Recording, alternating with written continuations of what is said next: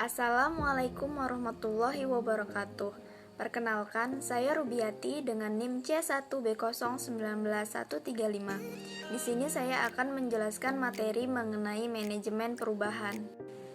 Pengertian manajemen. Menurut Malayu Hasibuan, manajemen adalah ilmu dan seni mengatur proses pemanfaatan sumber daya manusia dan sumber-sumber lainnya secara efektif dan efisien untuk mencapai suatu tujuan tertentu.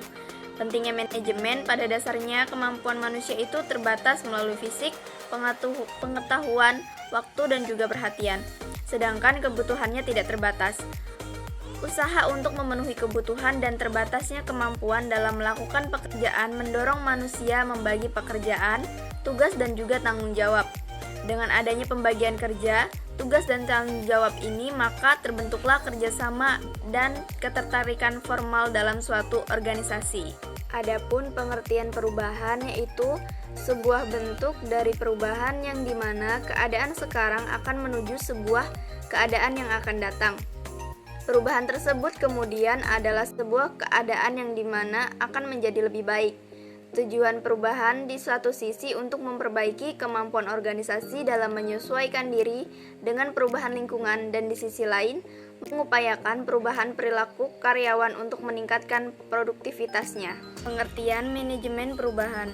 Manajemen perubahan atau manajemen of change adalah sebuah upaya dan pendekatan yang dilakukan secara terstruktur dan sistematis yang dimanfaatkan guna membantu individu, tim, ataupun organisasi dengan menerapkan sarana, sumber daya, dan pengetahuan dalam merealisasikan perubahan dari kondisi sekarang menuju suatu kondisi yang lebih baik secara efisien dan efektif untuk memperkecil dampak dari proses perubahan itu.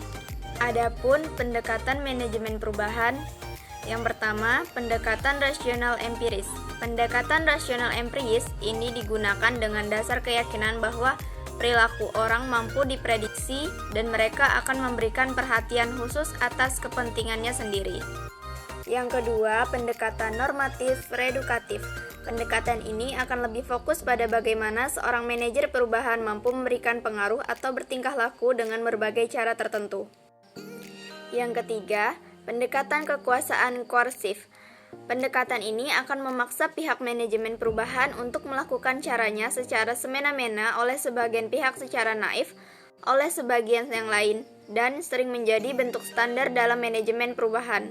Yang keempat, pendekatan lingkungan adaptif. Pendekatan ini akan memaksa pihak manajemen perubahan untuk melakukan caranya secara semena-mena oleh sebagian pihak secara naif, oleh sebagian yang lain, dan juga sering menjadi bentuk standar dalam manajemen perubahan. Faktor eksternal dan internal. Faktor internal merupakan faktor yang berasal dari dalam perubahan yang dapat memengaruhi suatu organisasi beserta kegiatannya.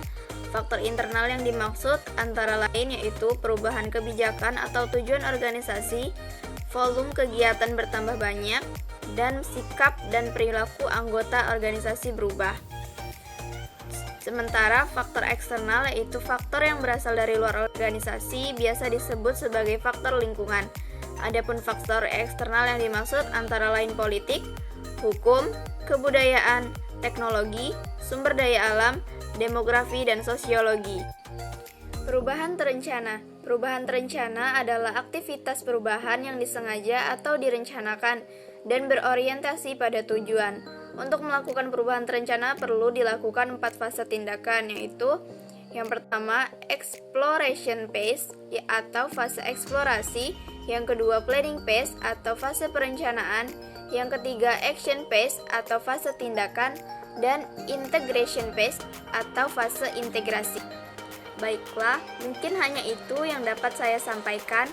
Apabila ada salah kata, saya mohon maaf. Terima kasih telah menyaksikan. Wassalamualaikum warahmatullahi wabarakatuh.